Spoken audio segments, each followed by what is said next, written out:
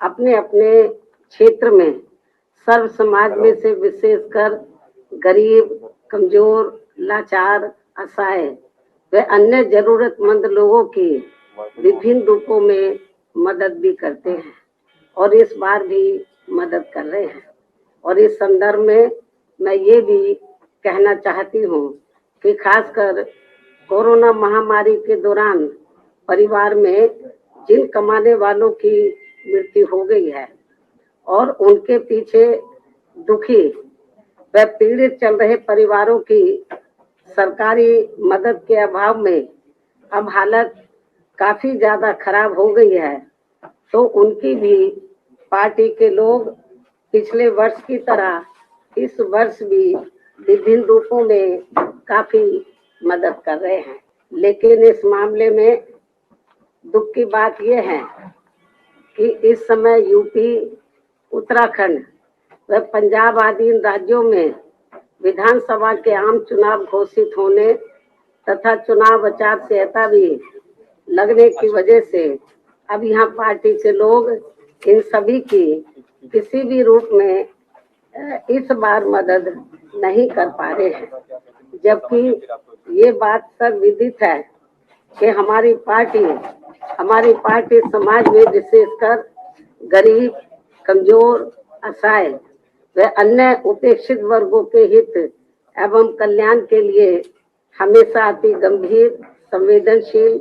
ईमानदार व संघर्षरत रहती है, जिसके मुताबिक चलकर ही बीएसपी ने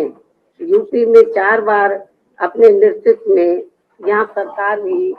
चलाई है। और इस दौरान हमारी पार्टी की सरकार ने मेरे जन्मदिन के मौके पर भी ऐसे लोगों के हित व कल्याण के लिए अनेकों जनहित की नई नई योजनाएं भी प्रारंभ की हैं,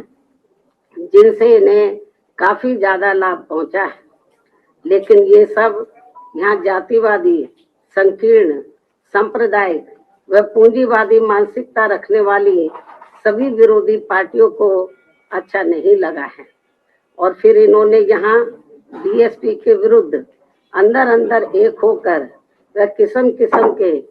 साम, दाम, दंड भेद आदि हथकंडे इस्तेमाल करके हमारी पार्टी को सत्ता में आने से रोका है, जिससे अब प्रदेश की जनता काफी हद तक समझ चुकी है, जिनसे हमें ये उम्मीद भी है कि यूपी में इस समय विधानसभा के लिए हो रहे आम चुनाव में बीएसपी को फिर से जनता यहाँ जरूर सत्ता में वापस लाएगी।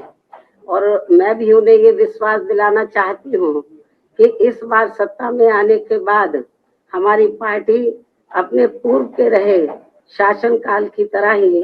फिर से यहाँ हर मामले में व हर स्तर पर अपनी सर्वजन हिताय व सर्वजन सुखाय की नीतियों पर आधारित ही सरकार चलाएगी। और इस संबंध में यहाँ मैं ये भी कहना चाहूंगी कि मैंने कुछ महीने पूर्व दिनांक 7 सितंबर को बीएसपी के प्रबुद्ध वर्ग के हुए सम्मेलन में इनकी सुरक्षा, सम्मान व तरक्की आदि को लेकर तथा इसके बाद 9 अक्टूबर सन 2021 को बीएसपी के जन्मदाता एवं संस्थापक मान्यवर श्री कांशीराम जी की पुण्यतिथि के मौके पर भी लाखों की संख्या में लखनऊ में आए हुए लोगों को संबोधित करते हुए प्रदेश की बिगड़ी हुई कानून व्यवस्था को सुधारने तथा यहाँ दलितों, आदिवासियों, पिछड़े वर्गों, मुस्लिम व अन्य धार्मिक अल्पसंख्यक समाज के लोगों के साथ साथ गरीबों, मजदूरों, बेरोजगारों, नौजवानों, किसानों, व्यापारियों, कर्मचारियों व अन्य विभिन्न क्षेत्रों में लगे लोगों के एवं छात्रों, युवाओं, महिलाओं, बुजुर्गों आदि के हित व कल्याण आदि के संबंध में जो कुछ भी जरूरी बातें कही हैं, तो उन पर फिर हमारी पार्टी की सरकार बनने पर पूरी ईमानदारी व निष्ठा से अमल किया जाएगा। वैसे भी आज देश की असली चिंता परम पूज्य बाबा साहब डॉक्टर भीमराव अंबेडकर के मानवतावादी संविधान के हिसाब से चलकर देश की करोड़ों जनता को गरीबी, बेरोजगारी, महंगाई व तनावपूर्ण हिंसक वातावरण की दुर्दशा से निकालकर उन्हें कानून के राज के माध्यम से सुख, शांति व स्थिरता पहुंचाने की है, जिसके अभाव में उनका जीवन काफी त्रस्त हो रहा है और ये लोग फिर से गुलाम व लाचार बनते जा रहे हैं। और अब केवल यूपी को ही नहीं बल्कि पूरे देश को भी ये यकीन हो चला है कि यहाँ उत्तर प्रदेश, उत्तराखंड व पंजाब आदि राज्यों में हो रहे विधानसभा चुनावों के परिणाम आने के बाद देश में परिस्थिति जरूर बदलेगी और आम जनहित में कुछ जरूर बेहतर होगा। इस प्रकार काफी लंबी प्रतीक्षा के बाद अब नया साल सन 2022 यहाँ उम्मीदों की ऐसी नई किरण लेकर आ रहा है जिससे आम जनहित का भला होने की काफी प्रबल उम्मीद भी है। इस विश्वास के साथ ही अब मैं हर वर्ष की तरह इस वर्ष भी अपने जन्मदिन के शुभ अवसर पर मेरे खुद के द्वारा लिखित पुस्तक मेरे संघर्ष में जीवन एवं बीएसपी मूवमेंट का सफरनामा का हिंदी व अंग्रेजी संस्करण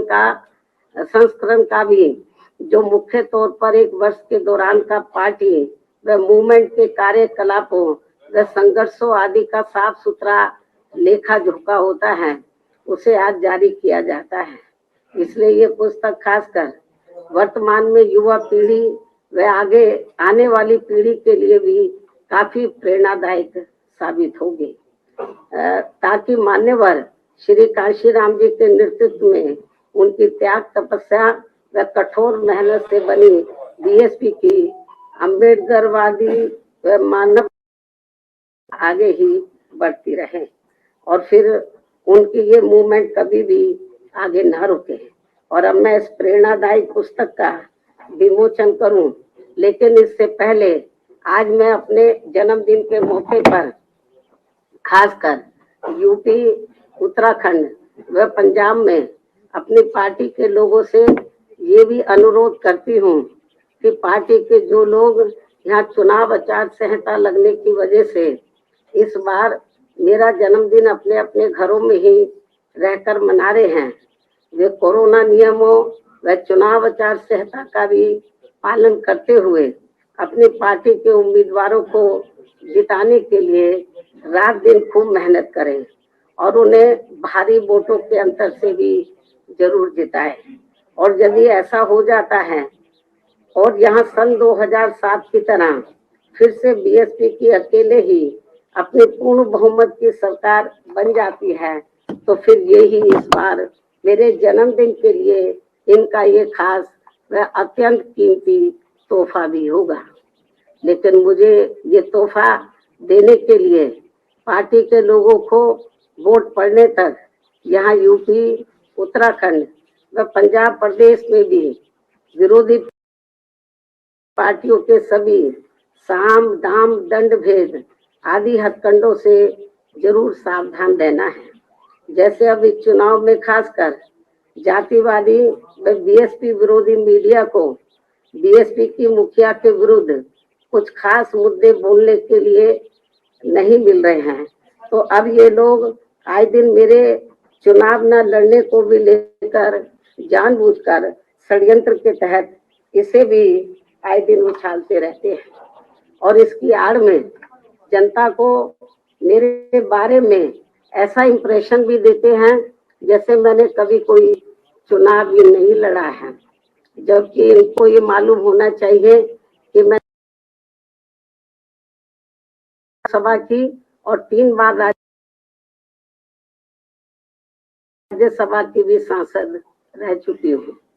सदस्य रह चुकी हूँ। इसके अलावा 2 बार यूपी विधानसभा में व 2 बार यूपी विधान परिषद की भी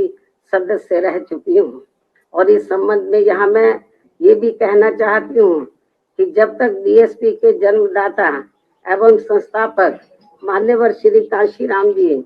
स्वास्थ्य के मामले में ठीक हालत में चलते रहे, तो तब तक वे सभी चुनावों को काफी हद तक खुद ही संभाल लेते थे, लेकिन इनके काफी लंबे अरसे तक बीमार रहने व उनके देहांत होने के बाद फिर पार्टी की मेरे कंधों के ऊपर पूरी जिम्मेवारी आ गई। तो ऐसे में मैंने अपनी पार्टी व मूवमेंट के हित में सीधा चुनाव लड़ने की बजाय फिर पार्टी के उम्मीदवारों को ही जिताना जरूरी समझा है।